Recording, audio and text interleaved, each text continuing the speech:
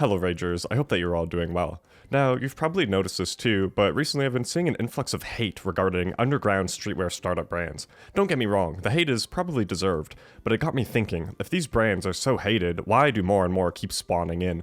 This sent me into an introspective spiral and deep into thought. Why would someone start another godforsaken clothing brand in 2023? Surely there are enough of them by now. Anyway, today we'll ultimately be trying to find out if starting a brand is a good idea or not. This is more or less a rhetorical question, but I hope this video can at least serve to provoke some thought. We'll start out by going over the main gripes that people have with these underground brands, and then we'll transition into talking about the different motivations and reasonings people may have for starting a brand. Also, comment some underground brands you've seen recently, ones you like, ones you hate. I want to do a video ranking them soon. Obviously, I'm not going to go into depth about how to start a brand here. There are much better resources provided by much more intelligent and experienced people than myself. Instead, I think I offer up a pretty unique, brain-rotted perspective. I live and breathe this awful startup brand shit, and I can't bring myself to stop talking about it. Before we get deep into the psychology behind it all, let's go over all of the hate and negativity, something that I am strongly against and would never partake in. A week or so ago, this tweet gained quite a bit of traction, which is understandable. A lot of those silly impact font screen-printed t-shirts have very clearly left their target demographic and have attracted a more mainstream audience simply because of how many there are and how absurd they are. I still think this is mostly a terminally online issue. I highly doubt you'll see anyone in a normal, real-life setting wearing a hot model sex t-shirt. If you go to an event or concert, then there is obviously more of a chance of it happening since it's a more niche setting, full of more like-minded, tapped-in people. But if you're going out to like a nice restaurant for dinner or something, I don't foresee you running into someone wearing a Girls Come First t-shirt unless it's like Ken Carson. A lot of the replies to this tweet are pretty brain dead, but at least it is spreading awareness about this crucial issue. And there are a lot of people in agreement and echoing this sentiment while sharing their personal gripes. A lot of the common tropes seen in the streetwear startup blueprint are still in circulation, which people are rightfully mocking and getting sick of. This especially goes for cool Aphex Twin logo inspo, and we all know, of course, TikTok is a big perpetuator of this too. It's seemingly an endless cycle of something ridiculous gaining traction on there, then being reposted on Twitter to be made fun of. Personally, I think the t-shirt screen printer gun is awesome and cool. I'm at the point now where I would much rather just ignore it in hopes that it all goes away, but it's tough for me as a fashion commentary YouTuber. I sort of have to take one for the team in order to farm content out of it all. Truly a hard life. Something I've been thinking about too with all these t-shirts is the sustainability factor. I'm not going to pretend to care and pander to you all about how fast fashion is bad, but a lot of these screen printed t-shirts are obviously just throwaway pieces. People buy them as a joke, maybe wear them a few times at most, but there's a very good chance that they'll all end up just sitting in their closets or getting thrown in a landfill somewhere. I think just when it comes to either making clothes or purchasing them, obviously making a conscious decision to do so is something important to consider. Anyway, enough negativity though, let's first figure out why anyone would want to start a brand.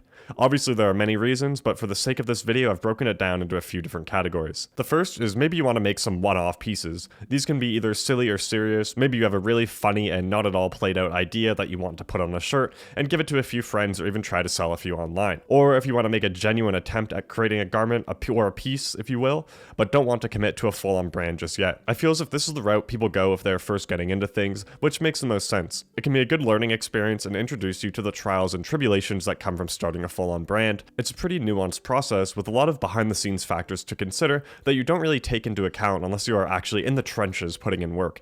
Either way, if you have some extra money and time and are keen on widening your horizons and expanding your skills, or even just want a mildly productive hobby in order to put your true creative vision into motion, then creating a few one-off pieces could be the move. We all know the stereotype of up-and-coming self-proclaimed designers creating one-of-one custom pieces. I remember seeing this a lot back in the day on streetwear startup and such, where people would just handprint or poorly screen print onto random shirts or jean jackets. Same with the classic custom bootleg shoe method. I'd like to think now that people are a lot more aware and won't just create or buy a custom one-of-one vintage paint splattered crewneck, but who knows. For the second category, it is seemingly the most controversial route that people go, but we have to mention it since it is plaguing our nation. The profit-oriented production of generic attention-grabbing clothes. Basically any item you'll see reposted on something like Spiritual Archives. Possibly one-off pieces or smaller collections made with pretty much the sole intent of turning a profit. I've expressed the disdain for this method earlier, so I won't get into it here, but this strategy is seemingly working for these brands.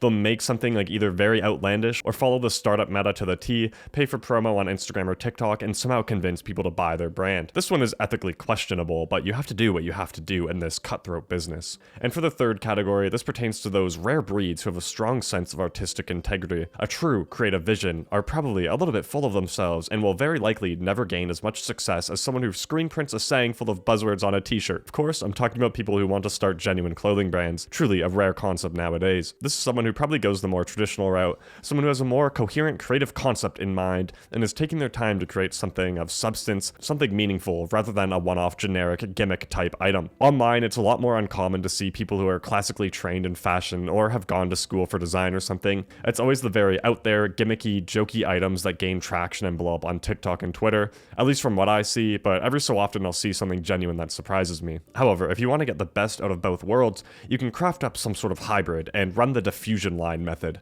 Basically, for those of you who don't know what I'm talking about, you operate a brand or even two separate brands that serve as either completely separate entities or cater to different demographics. Traditionally, diffusion lines have served to create more affordable pieces that are attractive to a wider demographic and serve to fund the main line. Big examples that come to mind are, of course, CDG Play, MM6, and stuff like that. With regard to the underground scene, this is a pretty good method to run that some creators are tapping into.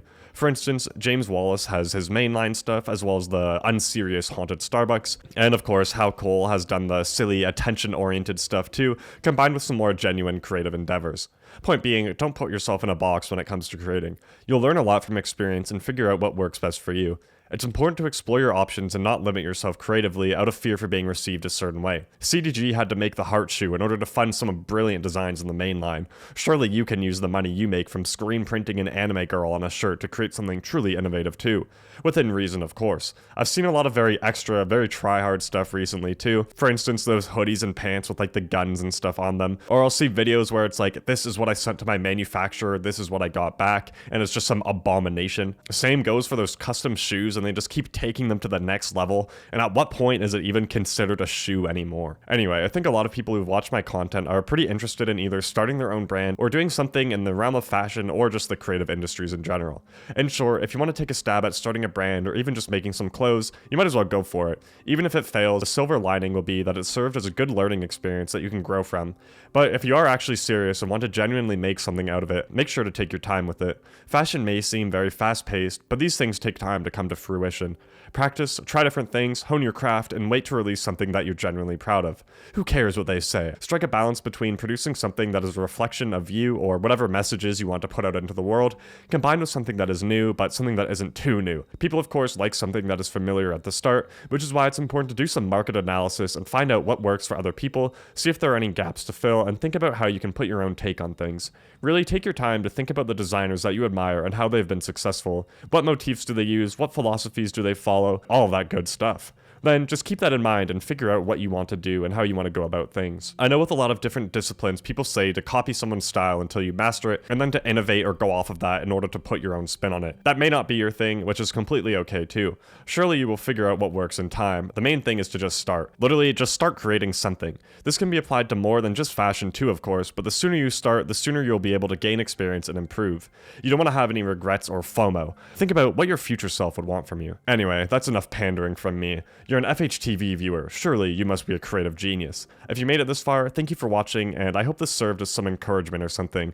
Let me know any underground brands that you've had your eye on. I want to do a stream ranking them or something and then edit it into a video for here, and I think that could be pretty fun. Anyway, good luck with your endeavors, later ragers.